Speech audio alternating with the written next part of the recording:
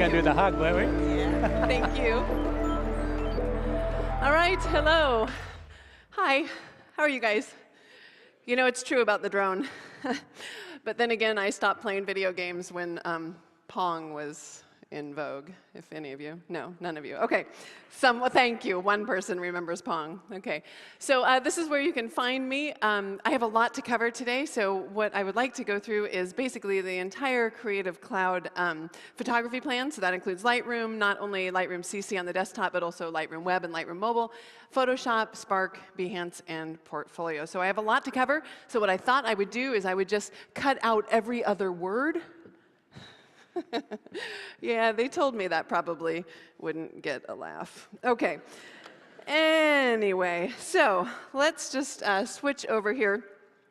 I'm going to just go into full screen mode for 1 minute here. So some of you might be familiar with my work, some of you not at all. But the book I published, Window Seat, like Michael was saying, it was a compilation of images that I took out of the airplane window, like commercial flights, like United flights. And I think a lot of people have seen some of the work, but what they don't realize is why I actually started taking the photographs. It's not because I was so overjoyed to be on a plane, but it was actually the opposite. I was terrified of flying, which is something that you have to consider when you take a job that is going to fly you all over the world.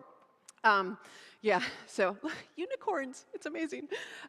So I know, squirrel, I'm a little distracted sometimes. But the point is, I was terrified to fly. But what happened is, by putting the camera between me and the ground, like all of a sudden I became an observer, not a participant. And you know, some people feel sorry for me, like that. Like, oh, we can help you. Someone always comes up after the talk and says, I can help you get over your fear of flying. And I'm like, no, seriously, my dad's an engineer. You can't. Like little metal tube, 30,000 feet in the air, 500 miles an hour. I don't think it's weird that I'm afraid to fly. I think it's weird that you guys are not afraid to fly. Okay, so more recently, I've actually tried to overcome this a little bit more. I wanted actually a little bit more control. So I started this back in the film days I was shooting, and then I went on to digital. And I'm sure most of you have used your mobile device in order to take a picture out of the plane window, but now I want a little bit more control. So I've actually hired helicopters and small planes so that you can take the doors off. And while it is a little bit noisier and a little bit colder, it gives you so much more control. Obviously, you can control where you go, you can control the flight path, you can control the time of day, all of those things that make aerial photography so much easier than when you're sitting there on, behind the jet on a commercial flight. So the only problem is, of course, images that come out of the camera do not look like this straight out of the camera. And while it's one thing to take the photograph, which of course means that you are actually crafting the composition and looking at the light and defining that moment that you want to capture, to me that's really only half of the equation, right? The other half of the equation is, what do you do with that image after you've taken it? How do you make that image look better? And that is what, of course, I love both Lightroom and Photoshop.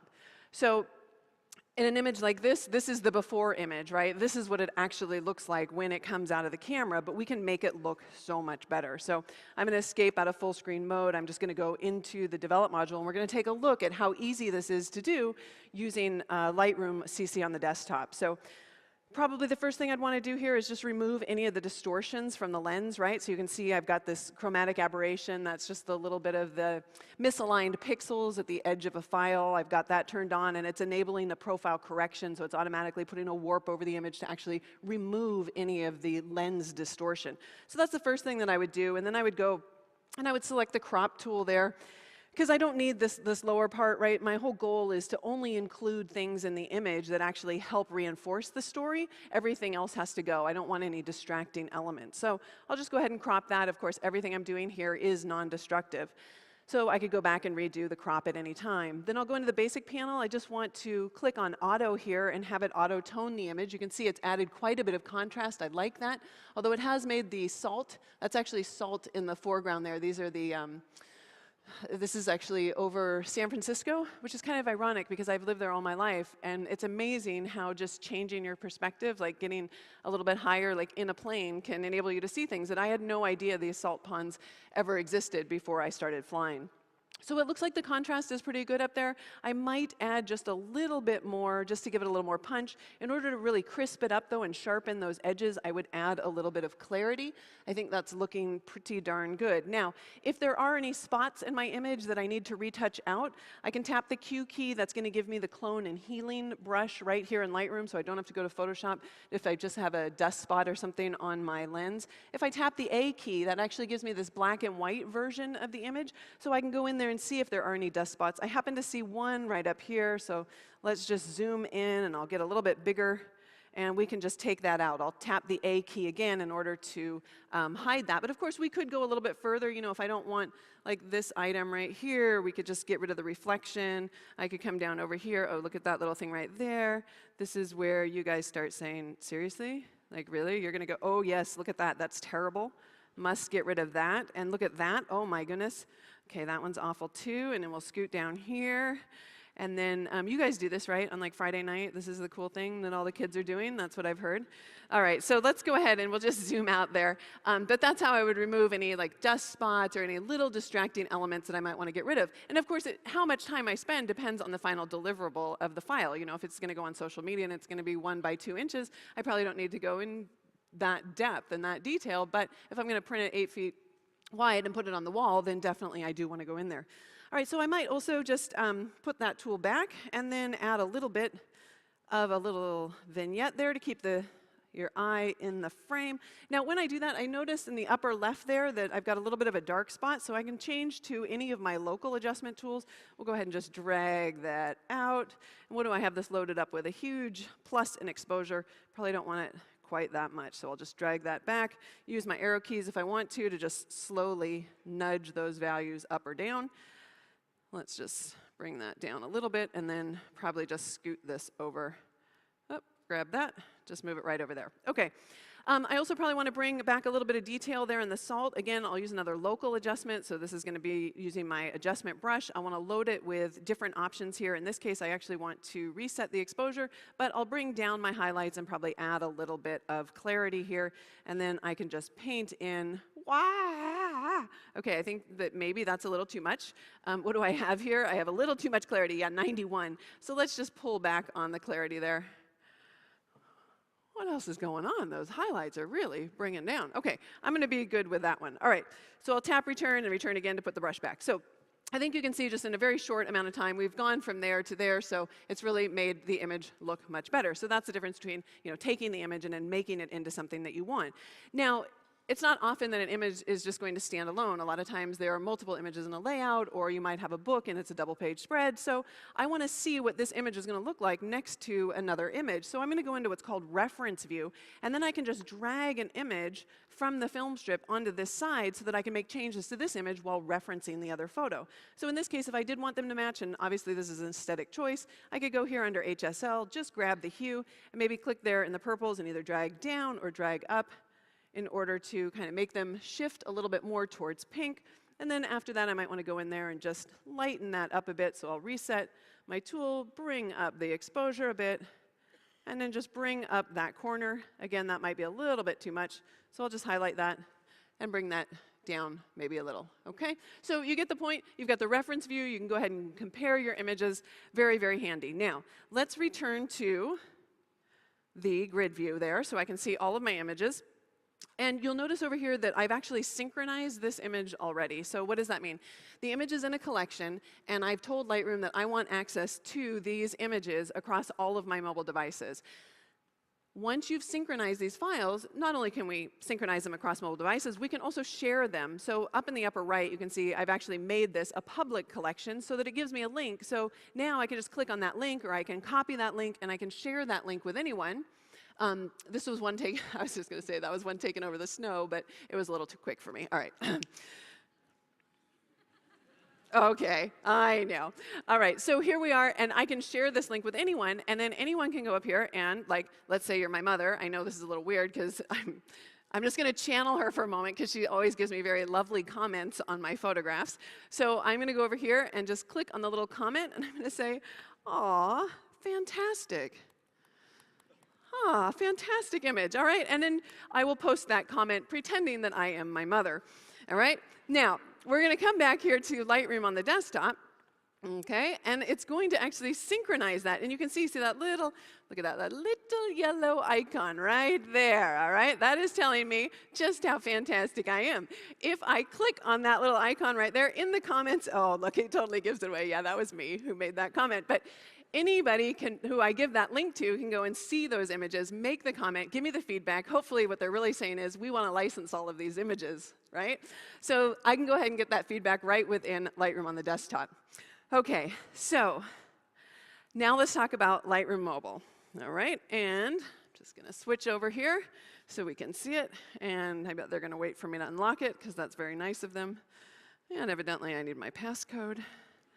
Okay, so hopefully, did you all see that? Oh, seriously? All right, that's why I guess my thumbprint just, maybe I rubbed it off earlier. Okay, so Lightroom Mobile.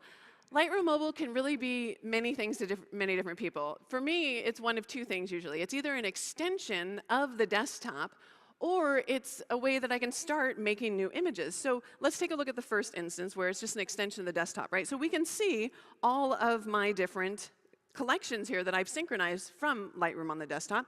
And we could go in there and we could look, here's the aerial, the DSLR, there's the images that we were just working on. All right, I can tap on any of those, and we can see them. Did you see what I did there? I read it. See, when dialogues come up, whether it's phone or desktop, I usually read them. All right, so it's warning me that if I make changes, I made changes to this a long time ago. This is one of the film images, so it's going to tell me it's going to update the settings, but that's totally fine. My point is, I can go in here and I can make changes to any of these images. Those changes will then be synchronized through the cloud back to Lightroom on the desktop.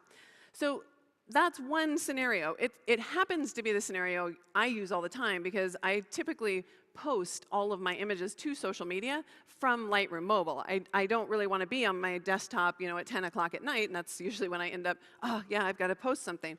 So I'll just synchronize all the files that I want to post, and then I just have my little device, and I can post them anytime. You can also post collections of images from here, but for now, let's go back to the main page here, and you'll notice that I have a number of different images. All right, so these images right here, these were all captured on my mobile device. So to me, this is pretty amazing. I mean, I don't know how many of you have been using mobile devices for, say, 5 years, but 5 years ago, there was no way that you were going to be capturing this kind of quality on a mobile device. I mean, these are commercial flights, so I'm just clicking out the window. I spend a lot of time looking out the window. That's always unnerving when there's planes underneath you, or that's a reservoir near where I live, flying into San Francisco. Again, the salt flats there, they change color based on the time of year, flying over the desert. Okay, now what's this? That's not very pretty, Julianne. No, it's not. When I photograph through those multiple pieces of plastic, which is the window on a commercial flight, I actually get a very flat-looking image. But most of you on a normal daily life, you're actually going to get the opposite. You're going to have instances where you go outside and there's so much contrast, there's so much difference between the shadows and the highlights in the scene before you that a phone or any capture device isn't going to be able to capture the entire dynamic range. So this is just an illustration of, okay, so I'm in the seat and I want detail both in the little television thing, but also outside. Well, if I just capture in JPEG, this is what I'm going to get, and I can't get any detail outside of the window. So Lightroom has a phone. A capture experience. Lightroom doesn't have a phone. That'd be kind of funny. Oh, why don't you think about what you're saying? Okay, Lightroom has a phone. Really? Hello, Lightroom. Mom, could you look at those images? All right, so Lightroom has a capture experience, and basically, it allows you not only to capture JPEG, which is what this is, but I want something better than this because there's no detail. It will allow you to capture in RAW. So here we're seeing a little bit better detail. This is a DNG file, so I could probably pull information from the window, but it also lets you capture in HDR. So when we go to this image, you can see that this is an image from a from a phone, but using the Lightroom capture experience in order to do that. And it's super, super easy. Let me just show you. I'm just going to go here and tap on the phone in the lower right. Now, this isn't the best example of great lighting to take a photograph, but all you have to do to go to HDR is just tap on HDR. That's it. I'm in it. Then I just, yes, wave, thank you. So that's it. I just captured it. It captured 3 images really quickly. Let me get that so that you're not staring at that and going crazy. It captured 3 exposures really quickly. It's going to auto-align the exposures. It's going to de-ghost them, so if there's things that are moving in between them. And it's going to create a 16-bit floating point RAW file. So it's got a ton of information so that you can capture detail in shadow areas as well as highlight areas without having a ton of noise. So let me just show you how easy it is on Lightroom Mobile in order to fix an image. So this is obviously the after image. This is crazy. This is the Gulf of Texas, and that is all like, it's kind of underwater, like thin water, and then it goes into deeper water, and it comes off the ledge like that. So that's not what it looks like in the camera, though. That's what it looks like in the camera, right? Like, that's the raw file. And I go, oh, there's not a lot of contrast. That's what I was saying. There's just not a lot of difference. So let's see how easy it is to fix this. First, I want to go to social media, so I'm just going to crop it to a square and bring that up a little bit. All right, so that's a crop. Again, it's non-destructive. Then I might want to do some changes, but I would like to see a histogram. So a histogram is just a visual representation of all the pixels in the image. So we can see that the histogram, you know, it's quite narrow. It's certainly not taking up the entire dynamic range. So let's just start with the light edit stack. It's everything to do with light here. And I'm actually going to really increase the exposures like quite a bit, like all the way over. Because see, the histogram goes way over to the side there. And I'm also going to add a bunch of contrast to this image as well. Now, I'm going to take down the highlights and take up the shadows. And you might be wondering, like, why are you doing that? Because I've got such a clumped group of pixel values that I'm trying to spread out the dynamic range within that clumped group. But then after that, I'm going to go ahead and use my black slider and really start stretching it out. So now we're bringing back the image, okay? But we're not bringing it back far enough. And I'm not going to take the blacks all the way because the magic really starts happening in the effects panel. So here's where I've got my clarity and where I have my dehaze. So I'm going to grab that dehaze slider and I'm going to pull it over to the left. And I know some of you guys, your eyes are bleeding right now from the vibrancy in this, but don't worry about it. I'm going to bring up the clarity a little bit to get a little bit of punch in there, or snap to my image. Go over to the color, and I have a very muted color palette, so probably I'll take this a little too far, but I'm going to use both the vibrance and the saturation slider and just bring that down. Now, I might have made it a little too dark, so I might go back to the exposure and just tap to the right here and just tap that up. Okay, so far, again, all global adjustments, but I can also go in and make local adjustments. So far left over here where it says selective, I just tap on that. There's a plus in the upper left. I just tap on that. Now I've got an adjustment brush. I've got my linear and my radial gradients. So as soon as I select one of those, for example, the brush, I can then choose the size of the brush, right? I can choose the edge hardness or the feathering of the brush as well as the flow. So if I just wanted to paint over here, the red is like the little mask that I'm painting. And then as soon as I decide what it is I want to do, like if I want to change the exposure in that area, then obviously the red goes away and I'm left with this. I might go to color and just tap that to the right just to get a little more yellow over there, just to kind of play off the blue on the other side. All right, so very quickly we can see that even capturing on a mobile device in RAW, I can go from before to after very quickly, and then post that from here, share it, share the whole collection, whatever it is that you want to do next. Okay, so that's capturing on or through Lightroom Mobile. It has a phone. I'll never live that down. All right, let's switch gears again. I'm going to actually return to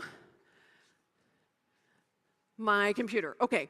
So far, we've used my laptop and my phone. But what if you end up somewhere and you don't have a device, right? So a minute ago, I showed you making a comment or sharing a collection so that other people could make comments. But what if I'm somewhere that I don't have a device and I just want to see all of my images?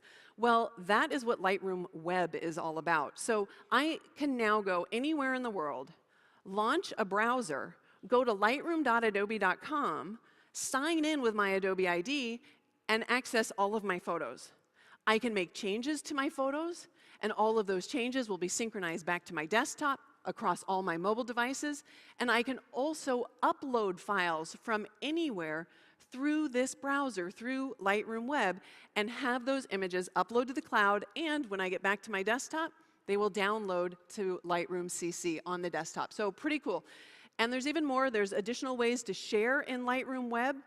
So right now, we're just looking at all of those collections. I could click on any of these in order to see, you know, all of the images in the collection. I could click an individual image and edit it, but we don't really have time for that. So let's go back to all the collections and just show 2 different ways to share. The first way was kind of the same way that we did before. We just share a collection. So here's just that same collection we were looking at. But up here, I have the option to share what's called a web collection, which just allows me to add a little bit of text, a little bit of a banner at the top.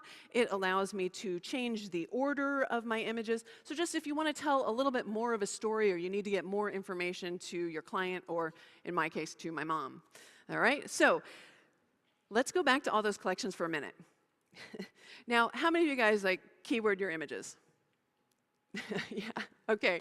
I don't blame you. I totally understand. So I actually took an entire sabbatical one time and keyworded my entire image library. I know.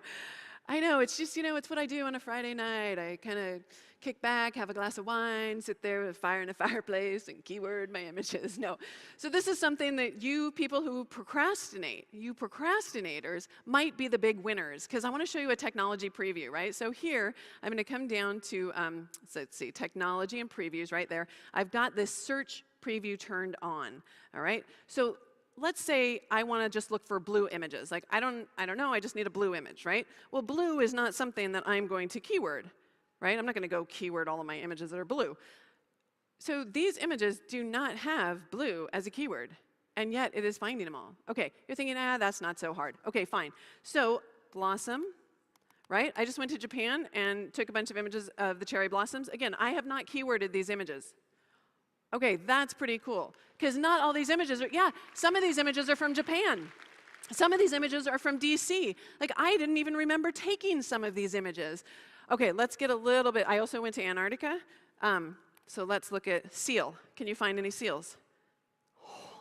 What? That's crazy.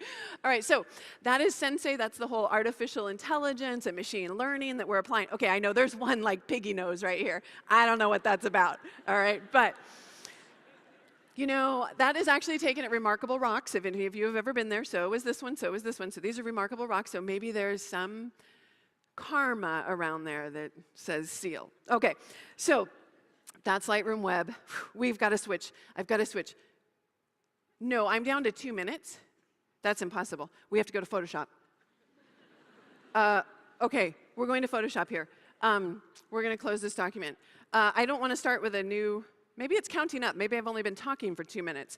I'm going to open up a new document right now, and this is a template. So we have a lot of templates that are now accessible in Photoshop. So for someone like me, that could be a really good thing, because I don't really like starting with a blank page. So a template is quite nice. I can come over here to my layers panel. And look, it says right there, your photo here. Excellent. I think I can replace the photo. So let's go here and just replace the contents of this image right here. And let's just go to the desktop, and I will grab an image. This image is, yes, okay, tiny houses, that's good. Look at that, little houses in a template, little houses. No, okay, so stop it. Focus, you only have a few seconds. We can change anything in the template. That's what's so great. So I can unlock this layer. If I want to come in here and do like hue saturation, I can just say, yep, got to get rid of that saturation. That's great. What if I want to apply a filter? A filter, it's under the filter menu. I don't have time to look for the filter. How am I going to find it? Just do a search in Photoshop now. I want to do a tilt shift. It's going to show me any command, anything in Photoshop that's related to that. It's going to go up online and search for learn content. It's going to go look at stock, and I can just say, yes, I want to do a tilt shift. It just brings it up for me. It wasn't like, oh, you must go here. No, it's sensitive. You just click on it. It's like, here it is. All right, so now we need to rotate that around. Wow, that's crazy. I don't know what that is. So I'm going to let go. Phew, all right, it's gone. I'm going to add a blur. We can see it's a big blur. It's kind of a striped blur. All right, so that's the blur that I'm adding. I'd want to come in here and add some grain, although really that texture is so textury on top of it. I'm not sure if I need the grain or not. Let's just quickly apply that. So now for photographers, one of the other things that we do while that's being applied is we like to add watermarks a lot of time. And a lot of photographers don't know that there's this whole library panel, which is really cool in Photoshop, because any asset that I put in the library panel, I can share that with myself and I can share it with other people. So I'm just going to open up another image right now. This is a stamp that I got, a friend made for me, so I'll just grab that and Command-Shift-T, and I'm just going to drag that in there, and then we'll close that, and I'll just move this right on down. It looks terrible in red though, right? So why don't we add a little effect here. How come I can't see the bottom of that? There we go. I'm just going to come down and add an effect. This is going to be a little bevel and emboss. That's great. I'll go to my blending options. Let's just decrease the fill to get rid of that. There it is. So if I like that, I can just drag that into my libraries panel. And now, even if I'm at home or on my desktop computer or somewhere else, I can access anything that's in the libraries, and I can just drag that onto another image. So with that, I'm totally out of time. I can't believe it. Well, I can believe it. But here's the thing. Spark is so easy that you guys are going to go download the app and you're going to learn it on your own, and it's going to be fantastic. So I'm just going to go to Safari and I'm going to show you, I'm going to go to my blog and, oh, that's not my blog. All right, I'm going to go to my blog, let's see, let's do my blog. Oh, I can't believe this. Let's see, what is my blog? Blogs.adobe.com/jkost. Okay, so all the information is up here. I'm also here all day, so I'm more than happy to answer questions.